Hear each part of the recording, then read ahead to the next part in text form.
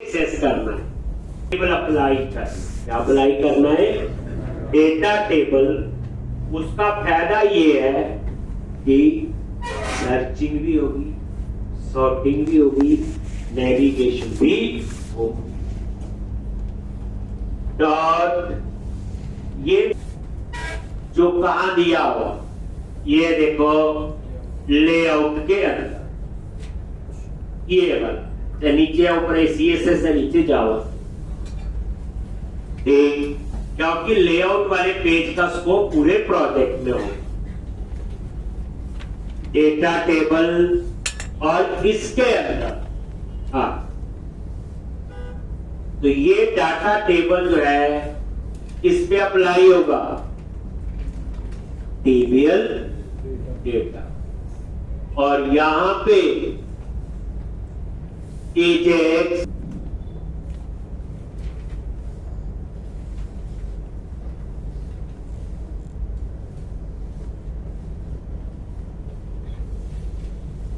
हम एपीआई को एजेक्स के थ्रू कॉल करें, डबल कोट्स और यहां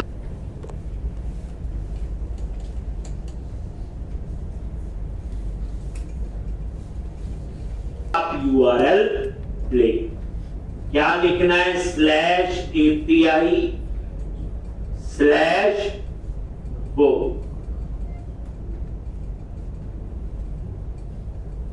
क्योंकि हम इसके नीचे बता तो बाय डिफॉल्ट टाइप क्या होती है? कैट। कैट बोले तो क्या? HTTP कैट जो वहां लिखा, तो एपीआई स्लैश गो और यहां पे बाय डिफॉल्ट HTTP गेट ही हो, याद रखते हैं तो लिख रहे। उसके बाद डेटा टाइप, इसकी डेटा टाइप क्या है? JSON की JSON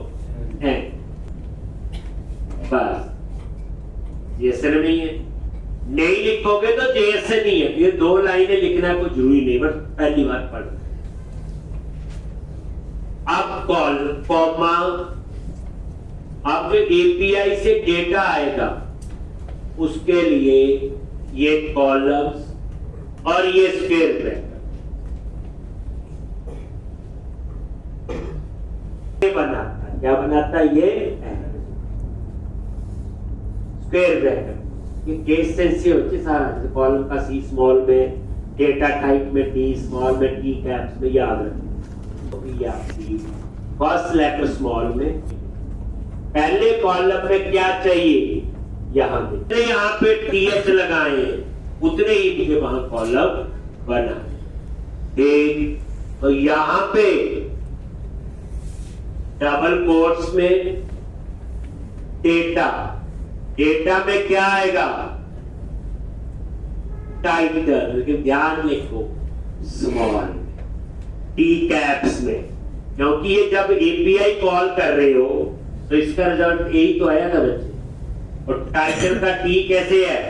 स्मॉल, ये ध्यान। एक उसके बाद आप इसकी दे दो पे कॉमा, और यहां पे पेट, और मैंने इसकी बिट दे दी 50%। बच्चे तभी रिस्पॉन्सिव डिजाइन होता है। कॉमा, तो ये टाइटल, डिस्क्रिप्शन, ऑथर, क्या क्या थे? सब। टाइटल 15% लेगा, टाइटल के बाद ये थोड़ी बड़ी हो सकती है तो 20% कर दिया। ये थोड़ा सीक्वेंस बच्चे, ये ऑथर है क्योंकि कॉलम के नीचे कॉलम आएगा ना। ठीक, तो यहां पे क्या लिखना है? ऑथर, ऑथर के बाद ISBN देख लो, स्मॉल में थे ना, ISBN जो है एक, ये स्मॉल में है, ISBN 15, उसके बाद बोलो प्राइस, कितने परसेंट यूज हो गया देख लो, 80% यूज हो गया ना, दिए में 50% क्या होता, 50% स्क्रीन था। अब देखो, अब इसी को फोन पे ओपन करोगे तो फोन की स्क्रीन का 50%, लैपटॉप पे करोगे तो लैपटॉप का। अगर आप इसे पिक्सल में लिखोगे तो किसी पे बड़े नजर आएगा, किसी पे छोटा, इसलिए परसेंटेज में हमेशा जो है डिवीजन होनी चाहिए। 15% ऑफ द स्क्रीन। अब उसके बाद एक्शन, अब यहां आ जाओ, क्या आएगा एक्शन, ये तो जावास्क्रिप्ट है, ऐसे नहीं पढ़ते, छोटे छोटे सम का प्रोग्राम बना के सीखना और ऐसे ही रोज लिखना। देखो कितनी चीज हमने एक दिन में सीख ली। एपीआई को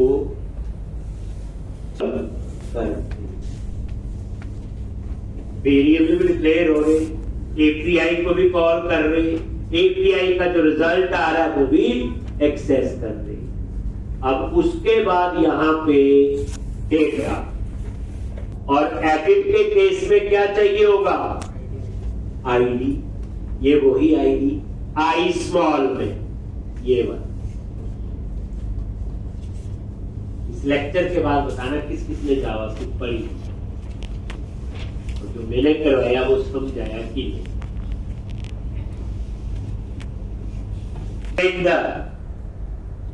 और यहां पे ये फंक्शन डेटा का पैरामीटर, और ये जो डेटा है बच्चे केस सेंसिटिव है, ये डेटा में डेटा आ रहा है, ये ओवरराइड हो जाता है ना, पहले डेटा में टाइटल होगा, फिर डिस्क्रिप्शन होगा, ऐसे प्राइस होगा, अब डेटा में क्या होगा आईडी। ये कोई कीवर्ड नहीं है, ये रेंडर ये कीवर्ड है, और ये फंक्शन, और इस डेटा वेरिएबल में से क्या मिलेगा। अब ये फंक्शन क्या बनाएगा, एडिट और डिलीट के दो बटन, तो यहां पे हम रिटर्न करेंगे,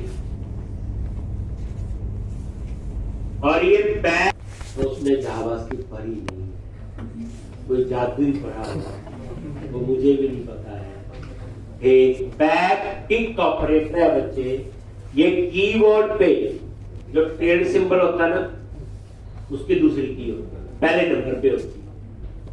एक जहां 1 2 लिखा होता है, 1 से पहले वाली की होती है, टेल नहीं होता ये वाला सिंबल, ये तो लिखा है, तो इसके उसी की दूसरा जो ये बैक टिक ऑपरेटर होता है बच्चे, इसके अंदर आप नॉर्मल स्ट्रिंग लिख सकते हो, कंपोजिट स्ट्रिंग लिख सकते हो, ये सिंगल कोट्स नहीं है, कई लोग ये सिंगल कोट, ये देखो ना, ये बैक टिक ऑपरेटर है, जहां 1 लिखा उससे पहले वाली, और ये सेमीकोलन, और इसके अंदर आप जो मर्जी को लिखो, देखो जैसे, और ये डिव क्लोज का नॉर्मल लिख रहा है, देखो, यानी कि अब इसमें ये है कि आपको जो मर्जी स्ट्रिंग लिखी है अपना काम कर। अब मैंने यहां पे एंकर टैग लगाना है, और यहां पे एच रैप एडिट के लिए, इसके लिए एडिट, ठीक, तो एडिट के लिए तो आप साथ उसी को कॉल कर लेंगे ना, ठीक, तो यहां पे हम उसका क्या देंगे, पूरा यूआरएल क्या लिखेंगे, लिस्ट, ये फोल्डर है, उसके अंदर क्या बनाया हुआ, अप्सर, और इसमें मुझे आईडी पास करना है, तो वहां तो बताया था ASP-route-id वो MVC का था, यहां हम लोग क्वेश्चन मार्क, ये क्वेरी स्ट्रिंग है जिसमें हम डेटा यूआरएल से पास करेंगे, और क्या पास करना है, और ये आईडी कहां से आएगा, इस डेटा वेरिएबल से। कैसे एक्सेस करोगे, कर्ली ब्रैकेट, इसके आगे डॉलर लगाओ, और ये देखो डेटा जो है ये एक्सेस हो। हमें डेटा की वैल्यू चाहिए, एज ए वेरिएबल कंसीडर करना है, तो कर्ली ब्रैकेट और आगे ठीक। उसके बाद बस बाकी चीजें तो आपको पता है। क्लास, ये क्वेश्चन मार्क होता है जो यूआरएल से डेटा पास करना, ये भी मैंने पहले कहीं यूज करवाया था ना। क्लास, ये तो आप लिख लो btn हाइफन इन, और ये एंकर टैग क्लोज कर दिया। और अब बात पड़ चुकी है क्या, फॉन्ट मेंशन, अभी बताया FAI पर एडिट, ठीक। बस उसके बाद डिलीट, डिलीट का यहां पे एंकर टैग ही लगाएंगे। क्लास btn हाइफन बोलो डेट, और इसके क्लिक में हम नीचे जावास्क्रिप्ट में एक फंक्शन बनाएंगे, अभी बनाया नहीं है, उसका नाम मैं डिलीट कर, और उसमें हम एपीआई बनाएंगे डिलीट के लिए, जैसे गेट के लिए बनाई है डिस्प्ले के लिए, हम उसका यूआरएल देंगे यहां पे API/go, जैसे ये /go, बस ये गेट है डिस्प्ले के लिए। डिलीट की एपीआई अभी हमने बनानी है, अभी बनाई नहीं। यहां पे हम पास करेंगे आईडी, तो सेव क्वेश्चन मार्क आईडी, देख किसको डिलीट करना है, और यहां पे कर्ली डॉलर जैसे ऊपर लिखा डेटा।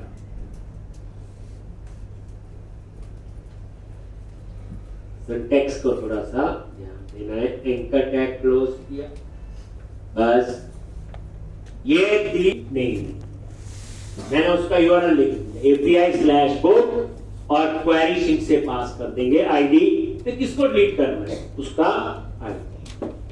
और यहां पे फॉन्ट मेंशन क्लास क्या लिखेंगे, FAI पर ट्रैश हाइफन क्या लिखा था, और